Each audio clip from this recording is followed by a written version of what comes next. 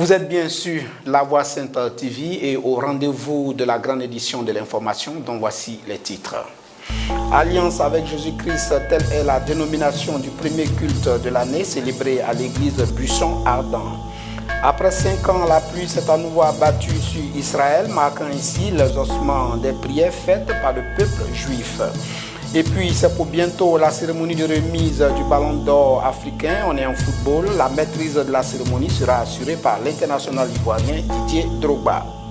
Bienvenue à tous. Les fidèles de l'église Buisson Ardent, Temple La Grâce à Trècheville, ont célébré le mardi 2 janvier 2018 le premier culte de l'année 2018, dénommé culte de l'Alliance avec Jésus-Christ. Compte rendu, Freddy Soundé.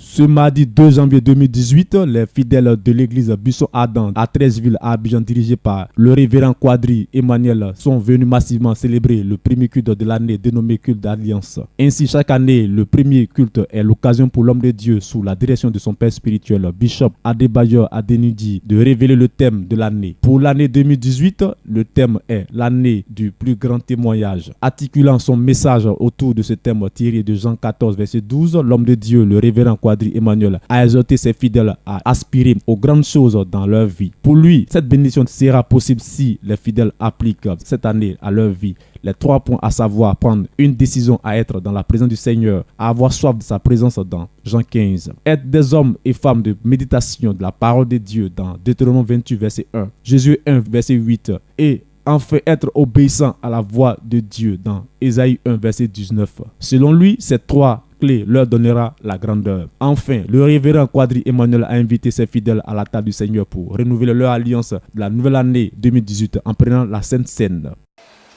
Chaque année que Dieu donne aux hommes, c'est une bénédiction. Et nous remercions le Seigneur pour la grâce que le Seigneur nous a fait pour parcourir l'année 2017. Beaucoup de gens n'ont pas eu cette grâce, mais pour nous, que Dieu nous a fait ce grâce, nous voulons lui dire merci pour cette grâce qu'il nous a accordée. Et nous bénissons le nom de l'Éternel une fois encore. Parce que pas seulement qu'il nous a fait grâce pour pouvoir traverser 2017, il nous a fait grâce pour voir l'année 2018 qui est pour nous l'année du plus grand. En Côte d'Ivoire, l'Office national d'identification a annoncé ce mercredi 3 janvier 2018 que 31 personnes ont été interpellées et déférées devant le parquet pour fraude sur la nationalité ivoirienne. Freddy Soundé, commentaire. L'Office national d'identification a annoncé ce mercredi 3 janvier 2018 à Abidjan l'interpellation de 31 personnes pour fraude sur la nationalité ivoirienne. Déférées ensuite au parquet d'Abidjan, les personnes mises en cause sont 3 agents d'état civil de sous-préfecture, 4 Burkinabés, 2 Nigériens, 1 Malien et 21 Ivoiriens. Plusieurs autres cas de fraude ont été constatés dans le traitement des dossiers. À cet effet, une mission a été diligentée dans les localités de Bangolo, Danane et Maple dans le but de vérifier l'authenticité des extraits de date de naissance ayant servi à établir des attestations d'identité et des certificats de nationalité produits par 2 individus de race blanche se disant ivoiriens vivant en Italie et qui sollicitaient des CNI. Selon l'Office national d'identification, ces cas font partie des 556 dossiers ayant fait l'objet d'investigations ces dernières semaines à l'effet d'approfondir les recherches sur les irrégularités constatées sur certains dossiers. En accroît l'Office, tous ces faits et les vérifications qui en découlent expliquent les retards constatés dans la délivrance des pièces d'identité. Ils font leur entrée au Conseil de sécurité des Nations Unies en qualité de pays non permanent. Il s'agit de la Côte d'Ivoire, de la Guinée équatoriale, le Koweït, les Pays-Bas, le Pérou et la Pologne. Martial Kwasi pour plus de précisions. C'est au cours d'une cérémonie inédite organisée à son initiative au siège de l'ONU à New York le mardi 2 janvier 2018 que Kairat Oumaro, ambassadeur du Kazakhstan qui assure en janvier la direction tournante du Conseil de sécurité, a souligné que la paix et la sécurité sont difficiles à obtenir. Il a jugé que c'est une réelle chance pour ceux qui auront à faire la différence lors des recherches de consensus. L'un après l'autre, les ambassadeurs des 6 nouveaux pays ont ensuite installé leur drapeau parmi ceux de 9 autres membres de l'instance suprême des Nations Unies à l'entrée de leur salle de réunion habituelle. 3 femmes et 12 hommes figurent parmi les 15 ambassadeurs qui seront réunis autour de la grande table en forme de fer à cheval trônant au milieu de leur salle de réunion. Notons que le Conseil de sécurité compte 15 membres dont 5 permanents ayant un droit de veto et 6 pays non permanents dont la dernière vague comptait le Japon, l'Égypte, le Sénégal, l'Ukraine, l'Uruguay et l'Italie. Le président ougandais Yoweri Museveni, 73 ans, au pouvoir depuis 1986, a promulgué la réforme de la Constitution qui supprime la limite d'âge à 75 ans, jusqu'ici imposée aux candidats à la présidence de la République. Analyse et commentaire Estelle Trayo.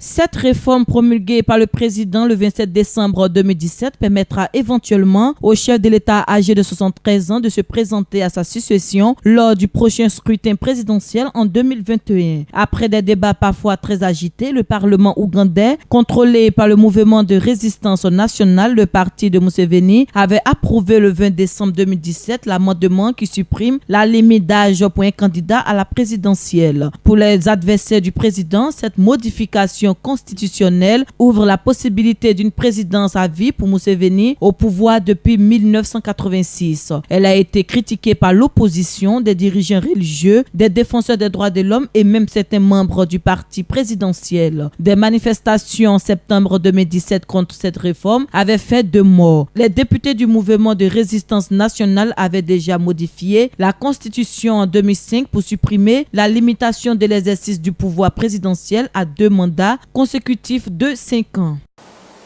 Au Sénégal, nouveau renvoi pour le procès de Khalifa Sall. Le député maire de Dakar est accusé de détournement de fonds publics. Une audience au tribunal correctionnel s'est tenue ce mercredi matin sous très haute tension. Un renvoi plaidé par la défense. France Conan. Le procès de Khalifa Sall, député maire de Dakar, très attendu à 1 an de la présidentielle, avait été une première fois renvoyé à son ouverture le 14 décembre 2017. Khalifa Sall et plusieurs responsables financiers doivent répondre des dépenses non justifiées de plus de 2,7 millions d'euros prélevées sur plusieurs années selon la justice dans les caisses de la mairie de Dakar, ce qu'il nie. Dès l'ouverture de l'audience du 3 janvier 2017, la défense a réclamé le renvoi du procès, arguant que certains avocats n'avaient pas reçu de convocation. Elle a également avancé qu'elle souhaitait disposer de plus de temps afin de pouvoir faire citer des témoins dont le ministre de l'économie et des finances et celui du budget. Les avocats de l'État sénégalais qui s'est porté partie civile ont quant à eux dénoncé des manœuvres dilatoires de la défense par peur d'aller au fond du dossier. Nous vous le disions en titre, 5 ans après, la pluie s'est abattue à nouveau sur Israël. Les prières du peuple juif ont été ainsi exaucées ce week-end. Estelle Trayo. Selon les experts, Israël a subi la pire sécheresse en 40 ans après 5 hivers sans pluie. Le pays a reçu seulement 45% de ses précipitations moyennes entre septembre et novembre. Depuis l'hiver dernier, la mer de Galilée n'a reçu que 10% de son débit moyen annuel et en février, elle a atteint son niveau le plus bas en près de 100 ans. La situation au fond du Jourdain est encore pire. Aujourd'hui, le débit de la rivière est enregistré à seulement 30 millions de mètres cubes par an, soit moins d'un quart de ses niveaux historiques. Cette situation a incité les juifs et les chrétiens à prier pour la pluie à la demande du ministre de l'Agriculture, Uri Ariel, des grands rabbins d'Israël et d'autres dirigeants éminents. Les prières ont été exaucées rapidement. L'autorité israélienne de l'eau a annoncé lundi 1er janvier 2018 qu'environ 3 cm de pluie sont tombés au cours de la dernière nuit sur la hauteur du Golan et en Haute-Galilée en Israël. En conséquence, le niveau d'eau de la mer de Galilée a augmenté de plus de 4 pouces, le prenant à 1,5 mètre de la ligne rouge au fond et à 5 mètres de la capacité maximale de la mer. Ouvrons à présent la page sportive de cette édition. Ballon d'or africain 2017. Didier Drogba assurera la maîtrise de la cérémonie. Il sera aidé dans sa tâche par la journaliste sud-africaine Carole Tchabalala, nous dit Martial Kwasi. C'est officiel, Didier Drogba, la légende vivante du foot ivoirien, sera le maître de cérémonie des CAF Awards. Cérémonie qui récompense les meilleurs joueurs et acteurs du football africain. Ce sera une première pour l'Ivoirien, lauréat à 3 reprises du titre de joueur africain de l'année, de présenter un tel événement. Il aura à ses côtés la journaliste sud-africaine Carole Tchabalala. Si l'édition de 2016 avait abouti au sacre de Riyad Mahrez, celle de cette année mettra aux prises 3 joueurs. Il s'agit du Gabonais Pierre-Emerick Aubameyang, du Sénégalais Sadio Mané et de l'Égyptien Mohamed Salah. En dehors de cette catégorie sera dévoilé aussi le meilleur entraîneur, le meilleur club et l'équipe nationale de l'année. Restons toujours en football. La Côte d'Ivoire sera le pays hôte du tournoi de l'UFOA version féminine. Ce tournoi réunira du 14 au 24 février 2017 plusieurs pays de la zone ouest africaine. Ange Série. Du 14 au 24 février 2017, la Côte d'Ivoire organisera la version féminine de la Coupe UFOA. À cet effet, une cérémonie officielle du tirage au sort de la compétition se tiendra le mardi 9 janvier 2017 à Abidjan. Au total, 7 pays de la zone de la sous-région ouest africaine seront invités. Il s'agit du Bénin, du Burkina Faso, de la Côte d'Ivoire, du Ghana, du Niger, du Nigeria, du Togo et du Sénégal. L'hôte de cette édition, la Côte d'Ivoire, sera la tête d'affiche de la poule A. Idem pour le Nigeria qui, du fait de son rang de premier au classement FIFA, sera le leader de la poule B. Dernière articulation de la page sportive de cette édition, après une pétition lancée le 29 décembre 2017 par plusieurs clubs auprès de la Fédération ivoirienne de football visant à organiser une assemblée générale en vue de destituer le président de la FIFA, Augustin Sidi Diallo. L'instance du football ivoirien s'est prononcée dans un communiqué quant à la tenue de cette assemblée générale. Ange Série, commentaire. Le 29 décembre 2017, 42 clubs et groupements d'intérêt ont d'un commun accord demandé à la Fédération ivoirienne de football la tenue d'une assemblée générale extraordinaire. Cette AG vise en effet à destituer le président de la Fédération ivoirienne de football, Augustin Sidi Diallo, et son comité exécutif. Le point d'orgue de cette destitution serait l'élimination de l'équipe nationale de football pour les phases finales de la Coupe du Monde Russie 2018 et la mauvaise gestion du foot ivoirien par le patron de la FIFA. Selon eux, si jusqu'au dimanche 28 janvier 2018, le président de la FIFA n'accède pas à leur demande, ils prendront leurs responsabilités pour organiser eux-mêmes cette assemblée générale extraordinaire. La FIFA, ayant eu cas de cette requête, s'est prononcée sur cette affaire. Elle a révélé dans un communiqué rendu public le mercredi 3 janvier 2018 avoir pris acte et se prononcera en urgence. Nous venons de l'apprendre à l'instant. Un grave incendie s'est déclaré au centre de Précoulette de Grand Bassam, précisément au quartier ancienne CIE, le mercredi 3 janvier 2018 aux environs de 10 heures. Les origines de l'incendie restent encore inconnues. Selon les informations, le feu s'est déclenché au niveau des objets de récupération, plastique, fer, aluminium et bien d'autres choses.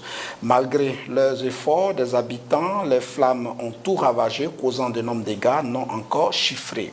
Alertés, les sapeurs-pompiers militaires, après plusieurs heures, ont pu circonscrire les flammes. Notons qu'aucune victime n'est à déplorer, mais le centre de Précoulette est quasiment détruit.